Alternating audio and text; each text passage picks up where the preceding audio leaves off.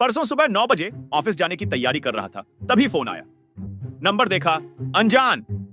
उठाया तो सामने से आवाज आई, हेलो सर, मैं बैंक ऑफ इंडिया से बोल रहा हूं। मैंने कहा, हाँ बोलिए।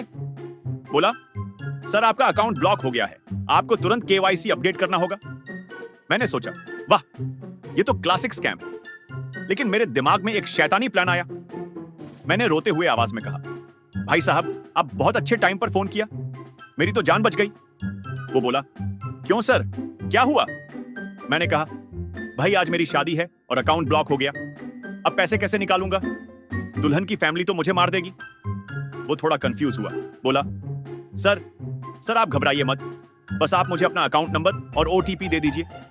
मैंने कहा, भाई पहले एक काम करो, मेरी शादी में आ जाओ, तुम मेरे लाइफ सेवर हो, तुम्हें पहली रस्म करनी होगी। वो बोला, नहीं सर, मैं नहीं आ सकता, आप बस ओटीपी दे दो।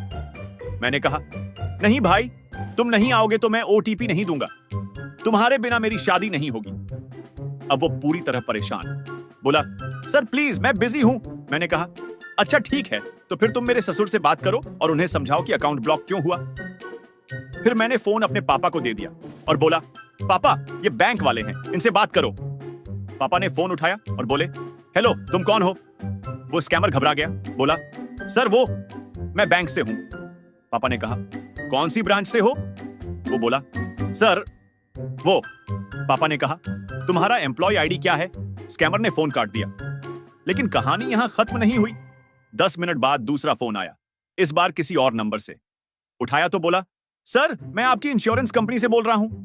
मैंने सोचा, अरे वाह, आज तो स्कैमर्स का मेला लगा है। मैंने कहा, हाँ भाई बोलो। बोला, सर आपकी हेल्थ इंश्योरेंस एक्सपायर हो गई है, अगर आज रिन्यू नहीं किया तो कैंसिल हो जाएगी। अब मेरे पास दूसरा प्लान था। मैंने डरी हुई आवाज में कहा, भाई साहब बड़ी अच्छी टाइमिंग है आपकी, आज ही मुझे अस्पताल में भर्ती होना है। वो बोला, क्यों सर, क्या हुआ? मैंने कहा, भाई मुझे बहुत तेज बुखार है, 105 डिग्री, मुझे लगता है कोरोना हो गया। वो बोला, ओ नो सर, आप तुरंत हॉस्पिटल जाइए और इंश्योरेंस रिन्यू कर लीजिए। मैंने कहा, लेकिन भाई मैं इतना बीमार हूं कि चल नहीं सकता, तुम मेरे घर आ जाओ, मैं तुम्हें पेमेंट कैश में दे दूंगा।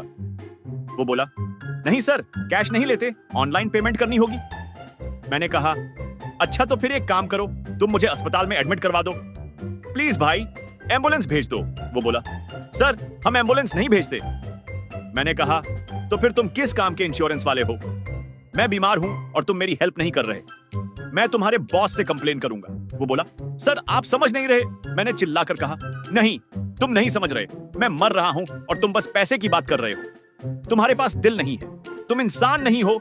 और मैंने जोर जोर से रोना शुरू कर दिया। वो स्कैमर इतना डर गया कि बोला, सर रोइए मत, आप ठीक हो जाओगे। मैंने रोते रोते कहा, तुम मुझसे झूठ बोल रहे हो ना, तुम असली इंश्योरेंस वाले नहीं हो ना? वो बोला, नहीं सर मैं। और उसने फोन काट दिया। अब मैं हंसते हंसते लोटपोट हो गया। पत्नी ने पूछा, क्या हुआ? मैंने बताया तो वो भी हंसने लगी। लेकिन असली मजा तो शाम को आया। 5 बजे तीसरा फोन आया, इस बार कोई और स्कैमर। बोला, सर आपने अमेज़न से आईफोन ऑर्डर किया था। मैंने कहा, हाँ भाई कब आएगा?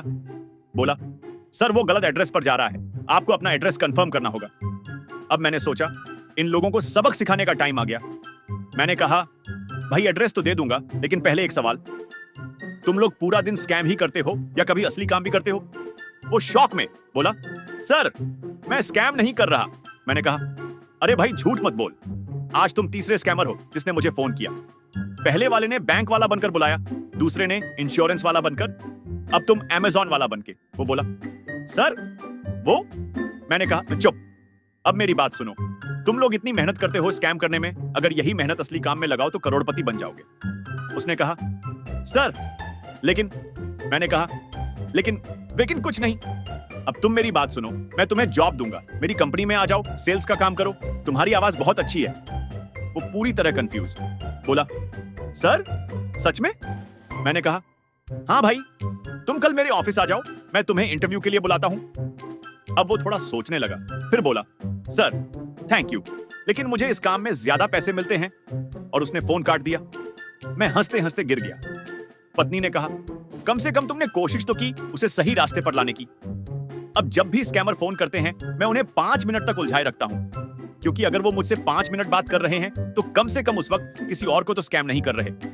आजकल तो मेरा टाइम पास ही यही बन गया है, 5 मिनट और स्कैम।